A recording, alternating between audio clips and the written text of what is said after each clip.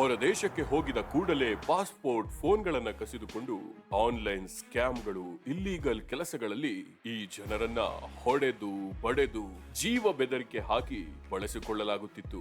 ಇದನ್ನ social media advertisement, WhatsApp ಮೆಸೇಜ್ಗಳ ಮೂಲಕ, online job ಪೋರ್ಟಲ್ಗಳ ಮೂಲಕ ಈಗಿನ ಯುವಕರಿಗೆ ಈಸಿಯಾಗಿ ಹೊರ ದೇಶದ IT ಆನ್ಲೈನ್ ಜಾಬ್ಗಳು, ಹೈ ಡಾಲರ್ ಸ್ಯಾಲರಿಯ ಆಸೆಯನ್ನ ಹುಟ್ಟಿಸಿ ಉಚಿತ ಟ್ರಾವೆಲ್, ಅಕಾಮಡೇಷನ್ ಎಲ್ಲವೂ ಇದೆ ಎನ್ನುವ ಸುಳ್ಳು ಕಥೆಯನ್ನ ಕಟ್ಟಿ ಟ್ರ್ಯಾಪ್ ಮಾಡುತ್ತಿದ್ದರು. ದೊಡ್ಡ ದೊಡ್ಡ ಬಿಲ್ಡಿಂಗ್ ಗಳಲ್ಲಿ ಲಾಕ್ ಮಾಡಲಾಗುತ್ತಿತ್ತು ಅಥವಾ ಹಾಸ್ಟೆಲ್ಗಳಲ್ಲಿ ಇರಿಸಲಾಗುತ್ತಿತ್ತು. ನಿರ್ದಿಷ್ಟ ಅವಧಿಗಿಂತ ಹೆಚ್ಚಿನ ಕಾಲ ದುಡಿಸಿಕೊಳ್ಳುತ್ತಿದ್ದರು.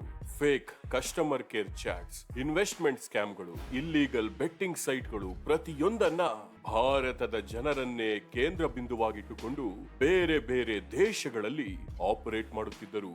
ಇವರಿಗೆ ಫಿಸಿಕಲ್ ಟಾರ್ಚರ್, ಮೆಂಟಲ್ ಹರಾಸ್ಮೆಂಟ್, ಬೆದರಿಕೆಗಳು ಸರ್ವೇ ಸಾಮಾನ್ಯವಾಗಿ ಬಿಡುತ್ತಿದ್ದವು. ಹೊರಗೆ ಹೋಗಬೇಕೆಂದರೆ ದೊಡ್ಡ ರಿಲೀಸ್ ಫೀಯನ್ನ ಕೇಳುತ್ತಿದ್ದರು. ಹೊರ ದೇಶಕ್ಕೆ ದುಡ್ಡಿನ ಆಸೆಗೆ ಹೋಗಿ ಗೊತ್ತಿಲ್ಲದ ದೇಶದಲ್ಲಿ ಗೊತ್ತಿಲ್ಲದ ಭಾಷೆಯ ಜನರ ನಡುವೆ ವಾಪಸ್ಸೂ ಬರಲಾಗದೆ, ಅಲ್ಲೂ ಉಳಿಯಲಾಗದೆ ನರಕ ಯಾತನೆಯನ್ನ ಅನುಭವಿಸುತ್ತಿದ್ದರು. ನಾನು ವಿದೇಶಕ್ಕೆ ಹೋಗಬೇಡಿ, ಕೆಲಸ ಹುಡುಕಬೇಡಿ ಅಂತ ಹೇಳಲ್ಲ. ಈ ಥರದ ಮೋಸದ ಜಾಲದ ಒಳಗಡೆ ಸಿಕ್ಕಿ ತಮ್ಮನ್ನ ತಾವು ಹಾಳು ಮಾಡ್ಕೋಬೇಡಿ ಯುವ ಮನಸ್ಸುಗಳಿಗೆ.